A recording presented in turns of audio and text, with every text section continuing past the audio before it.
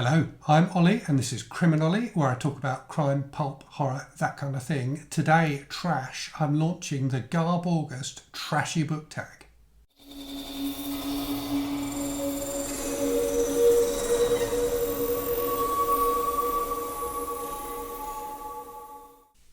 So, as you all know, GarbAugust is nearly upon us, and every great booktube event needs a great booktube book tag.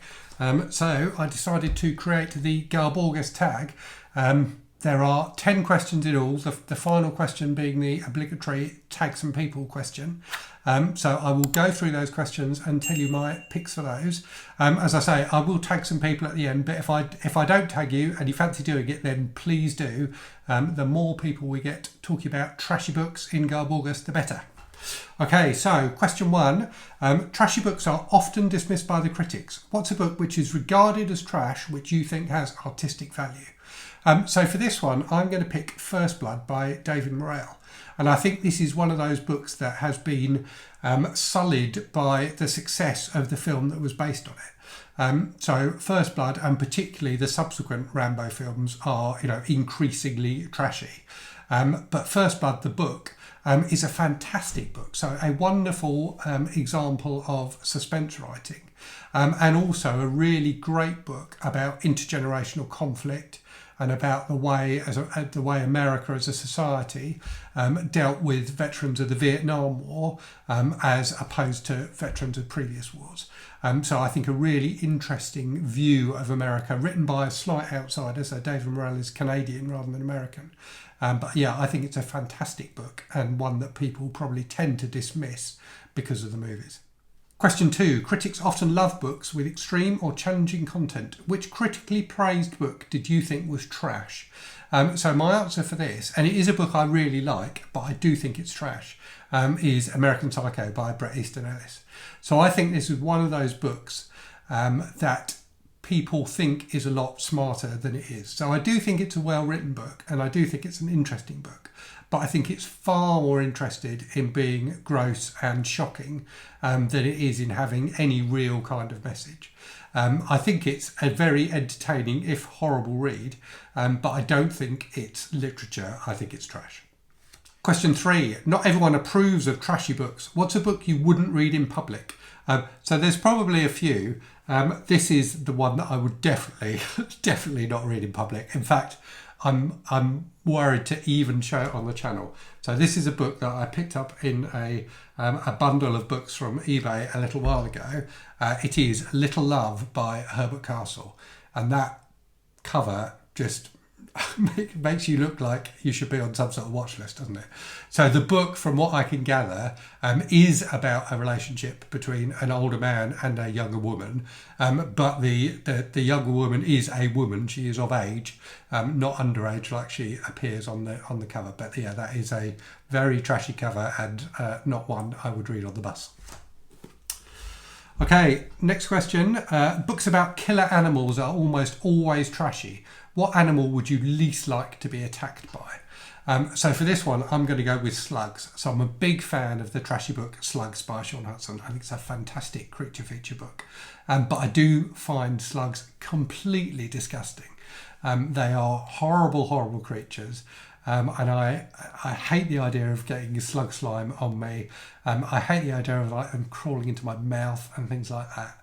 And the idea of a slow death by slugs is definitely something I would hate. I'd much rather have a swift death at the hands of a shark or something like that than be slimed to death by slugs. Okay, question five. Trashy books often flourish in specific genres. What's your favourite trashy subgenre? So for me, it's post-apocalyptic men's adventure, like the survivalist books, which I talk about on the channel a lot. I love post-apocalyptic fiction, and I think this is partly due to having grown up in the 80s when the apocalypse always felt it wasn't very far away. But I do love a lone man with a couple of guns and a motorbike going up against the end of the world. I do think it's a fantastic form of trashy fiction, and probably the 80s reinvention of the Western genre. Question 6. Famous people love to milk their fans by publishing books. Which celebrity would you like to read a trashy novel by? So I despite having come up with this question, it took me quite a long time to come up with an answer for it. And I've decided I've landed on Lady Gaga. So I think she's kind of fabulous, but also definitely kind of trashy. But I do think she seems like she's quite intelligent and could probably write quite an interesting novel, but one that definitely had trash elements. So yeah, Lady Gaga is my answer for that one. Okay, question 7. Trashy books have the best covers. Which book on your shelves has the trashiest cover?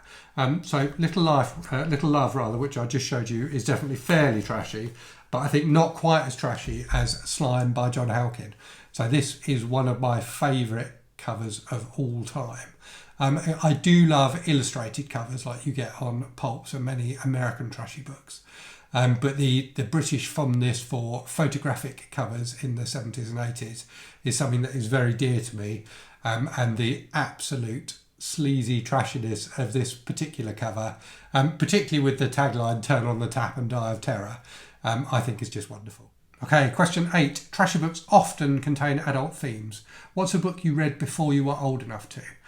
So for me, I think the answer to this is The Fog by James Herbert, which is a famous British horror novel from the 70s, which I read, I guess, when I was about 12 or 13, and it is gruesome, and particularly sexually gruesome in a lot of respects. It's a book that was talked about by my friends, long before any of us read it, because like older brothers and things like that had read it, and there were rumours about the scenes that were in it, some of which were true, some of which weren't. But yeah, there's one scene in particular which anyone who's read the book will know, which is just fantastically horrible and definitely not something a 13-year-old should read. Okay, question 9. If you were a character in a shifter romance, what creature would you want you or your partner to shift into? So I think, I don't particularly like the idea of shifting into another creature. It looks uncomfortable. So I think I would want to be the human partner in the shifter relationship. And I think, having given this a reasonable amount of thought, I think I would want my partner to shift into a panda. On the basis they're, kind of roughly the same size as humans. They're not too aggressive and they look quite nice and cuddly. So I think you could probably have quite a nice cuddle with a panda. Okay, that's all the regular questions out of the way. So question 10 is tag the trashiest booktubers you know. So I'm not going to tag any of my co-hosts for GarbAugust. I've told them separately if they want to do the tag, that would be fantastic. But I thought I would tag some other people, some non-hosts, to get the GarbAugust love going.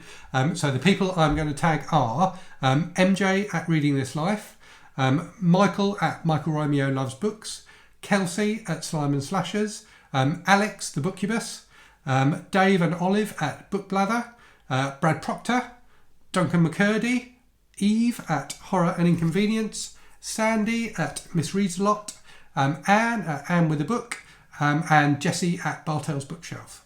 So if you're watching and you fancy doing the tag, that would be fantastic. Equally, if it's just too trashy for you, I get it. Particularly if you don't want to answer the shifter romance question, I get it. That's fine. Okay, time for me to grab a random book from the shelves. Today's book is a book which I happen to have on the table next to me because I've just filmed a video including it for a different channel than mine. So this is not a video that will go up on my channel. So that book is Chainsaw Terror by Nick Blake, aka Sean Hudson, which is an infamous British horror novel from 1984. Which was kind of bad. It kind of wasn't really bad, but the publishers, there was a bit of an outcry and the publishers stopped publishing it. But yeah, an interestingly gory and very over-the-top horror novel that I'm very fond of. Okay, that's it for the GarbAugust tag. Hopefully you're going to take part in GarbAugust. If you aren't, then I hope you enjoyed the video anyway. Do let me know if you're going to be doing GarbAugust. Let me know what books you're going to be reading, and let me know what your answers to these questions would be if you don't have a booktube channel yourself. But aside from that, as always, thanks very much for watching. Hope you're safe and well. Hope you're really good stuff, and I'll speak to you again very soon. Cheerio.